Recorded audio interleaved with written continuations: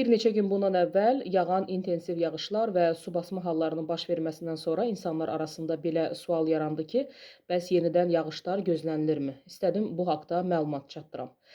Aprel ayının birinci 10 günlüyündə ölkə ərazisində hava şəraiti dəyişkən və yağıntılı olacaq. Bu barədə Milli Hidrometeorologiya Xidmətindən məlumat verilib. Bakıda və Abşeron yarımadasında aprelin 4-ü gündüzdən 6-sı gündüzədək yağış yağacağı, yarımadanın bəzi yerlərində yağışın intensiv olacağı ehtimalı var.